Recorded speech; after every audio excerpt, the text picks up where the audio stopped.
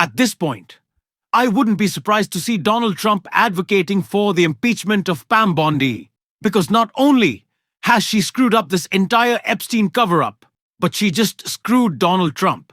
The DOJ is breaking the law today by refusing to release the full Epstein files. But even with that said, even with Pam Bondi committing a crime, she still wasn't able to cover up for Donald Trump, because although there were files after files completely redacted, there was some she just missed, and photos that are already haunting Donald Trump. We are going to get into the images that were revealed today that Pam Bondi accidentally let slip out the door, and color the rest of what will be coming out of these files. But before we do, if I could quickly ask you to leave a like on this video. And if you haven't already, and you enjoy our channel, hit that subscribe button, because it goes a long way in supporting our work. Now, before we get into these photos that were released, clearly accidentally leaked out of the DOJ, I'm surprised if they haven't already taken them down. I want to start with the context we need on what is and is not coming out of this release from Nicole Wallace right here. The Trump administration. First, the sheer size and scope of what the general public is about to have in its hands is colossal. A mountain of documents, hundreds of gigabytes of information, encompassing trip logs, financial records, interview summaries, paper and electronic documents, and on and on. It's going to take some time to work through all of it once we get it. A team of our colleagues are standing by to do just that, to go through each and every word on each and every page.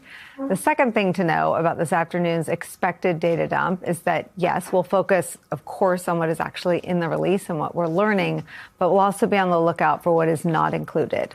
Remember, Trump's Justice Department is not voluntarily putting this information out. It was legally compelled to do so by a bipartisan coalition of lawmakers in Congress.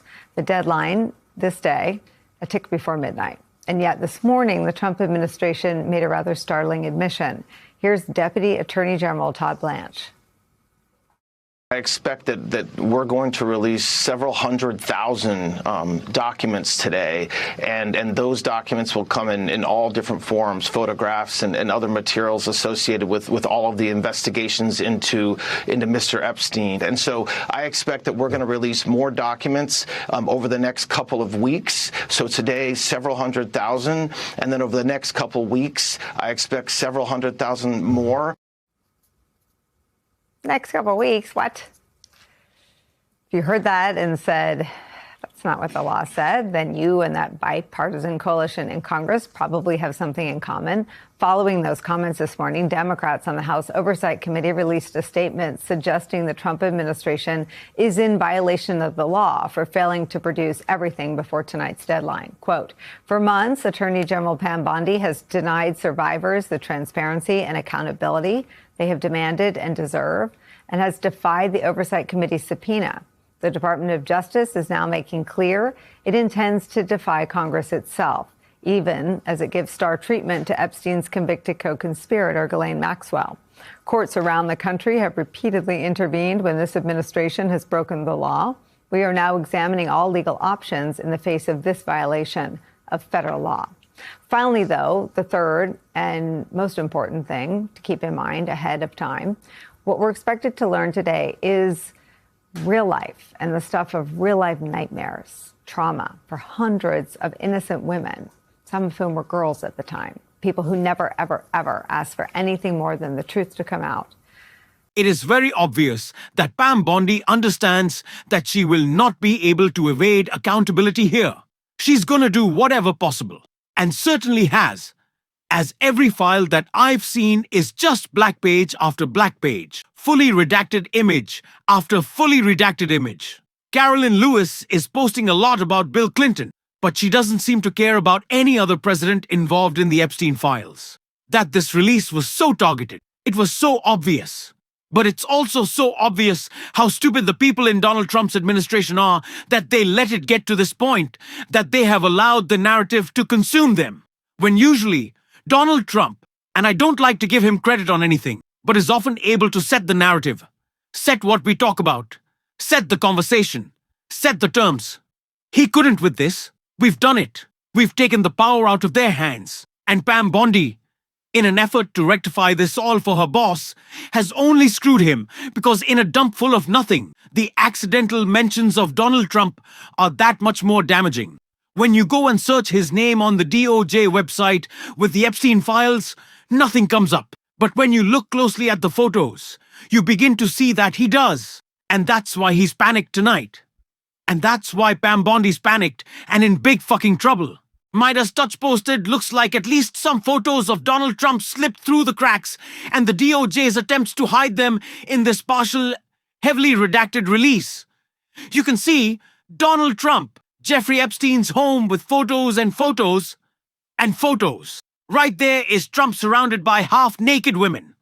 More photos of Trump with Melania. Photos of Trump everywhere Epstein's home that are now being released and showing their closeness. They let it slip.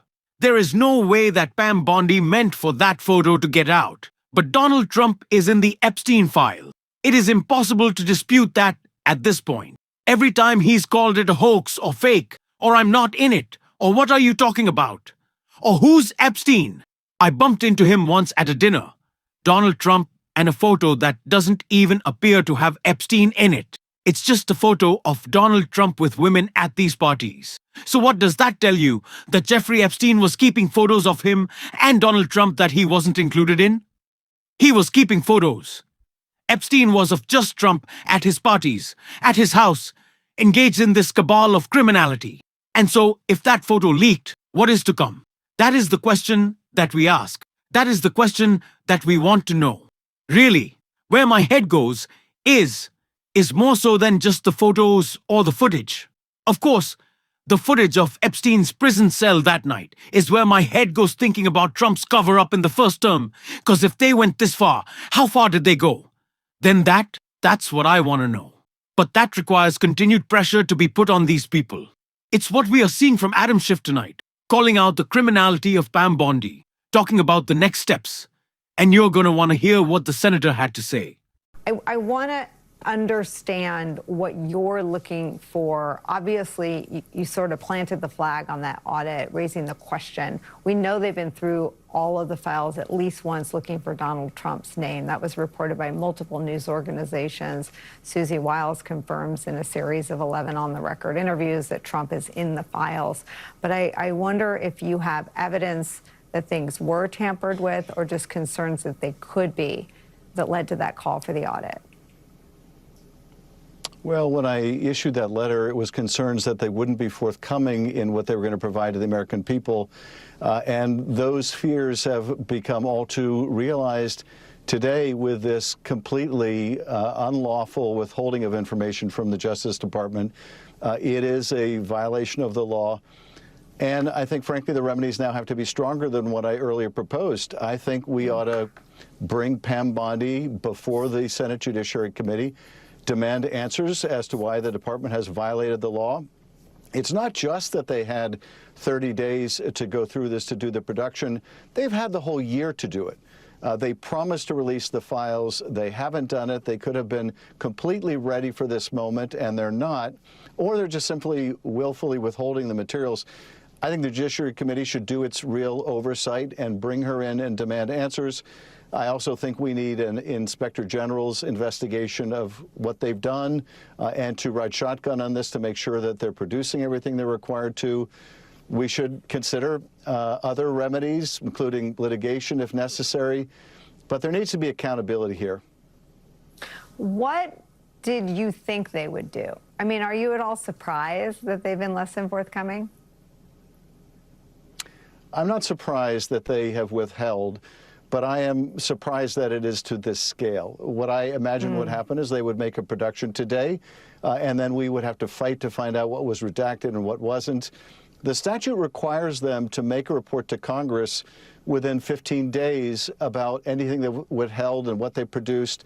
I think we should also demand that right now, because what Todd Blanche is saying is, we've given you some now, we'll give you some later, we may give you some after that. If they read the statute as saying that they can string this out indefinitely and wait giving us that cataloging of what they produced and what they haven't, we may never find the answer to that question. So At a minimum, the Justice Department needs to produce that summary, that log right now. What have they produced now? What have they withheld?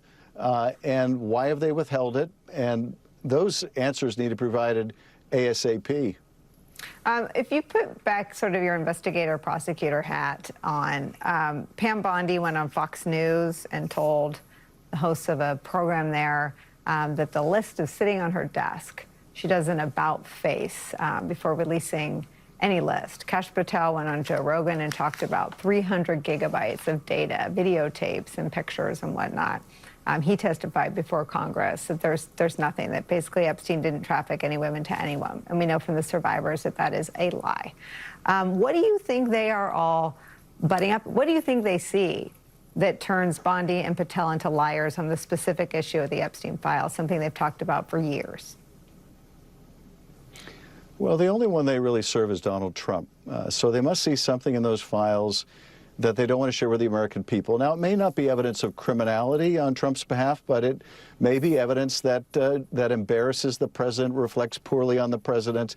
And of course, written into that legislation is very explicit prohibition on withholding anything for reasons of reputational harm to any elected official.